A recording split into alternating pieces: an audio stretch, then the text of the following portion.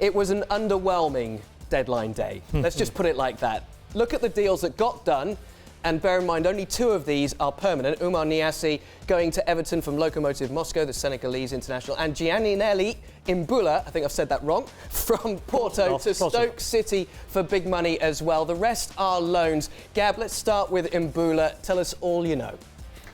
Well, this is a guy who last season at Marseille, I thought was one of the most sought-after midfielders in Europe. Had a tremendous year under Bielsa. He's big, he's mobile, runs for 90 minutes.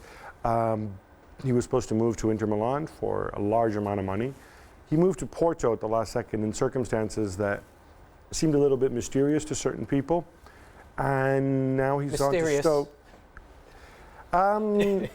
It may have to do with certain people who were around him. Let's just leave it at that. But he's obviously a guy who's got a lot of ability, and I suspect maybe he didn't cost Stoke quite as much money. It's interesting in this age of the way that clubs scout players. It was a friendly during the summer that Mark Hughes actually put eyes on him, watched him, spoke to Charlie Adam. Charlie Adam gave him a clip. I don't know if you remember that, and he had to go off injured. So they liked him there. So that actually seeing the player, actually sort of smelling him, so to speak. I would honestly hope that that's not how Stoke sign players. Well, yeah. but it's to get eyes on him. So anyway, everybody rubs their hands in January when this transfer window comes around, and let's be honest, it's total garbage. I mean, it is, isn't it? How many years have we sat here and got really excited about a big transfer? Most of the big clubs have not operated. Who should have done something? Well, it's not. In an ideal world, they would all want to do something. I mean, Man United's biggest transfer should have been transferring Louis van Gaal out the club, which hasn't happened, and he still remains. But if you're asking Arsenal and Tottenham and clubs like that, to go in Chelsea and the big clubs to go and buy and bring somebody in, the guys that they really want to go and spend money on are playing in the Champions League, or they're not available, or they're too much, or they don't want to come. It's not that you're simple. Right, that's the whole point about overpaying for players.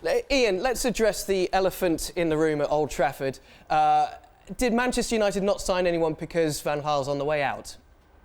Well, your guess is as good as mine about that one. But I'm surprised they didn't do anything at all in this window. But it's been very, very quiet at Old Trafford. But the boys are right. This is a bit like, you think you're going to go to a wild party and you get there and there's no music and everyone's in the kitchen drinking lemonade. It's been a non-event, really, hasn't it?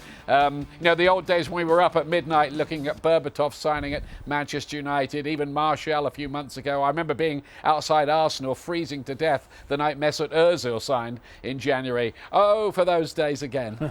Yes, we'd love to see you freezing to death. Not really. Who is going to do something now to seize this Premier League? Because look at Arsenal. Arsenal, they brought in Elneny in defensive midfield. Well, the title is up for grabs. They could have done something more. They have all the injured guys coming back. It's not like Arsenal are in a bad position. I mean.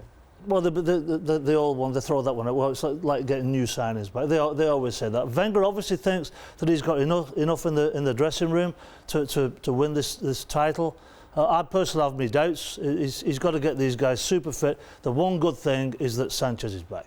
A striker for Spurs? I mean, this is their best chance in donkey's years. They were after Berahino for the best part of 18 months, and Kane obviously could do with some backup just in case, but they've been, for once, I think Spurs have been quite prudent. They've, over the last couple of years, gone around throwing money and bringing players in. And I think at least there's been a bit of a stop to that for the time being. If the player's not right, we're not going to bring him in. But with the news that Guardiola's coming in, it could be the last chance saloon for the likes of Wenger to win the title. But when you look at managers and clubs who don't have somebody in position maybe potentially a long time, like Chelsea and like Manchester United, just who are you going to go and bring in? And then you've got players who want to play in the Champions League, and there's no guarantee United and Liverpool, to name 2 clubs, are going to be in the top 4 and playing Champions League football next season. Yep. Thanks so much for watching ESPN on YouTube. And for more sports highlights and analysis, be sure to download the ESPN app. And for premium content and live streaming, subscribe to ESPN Plus.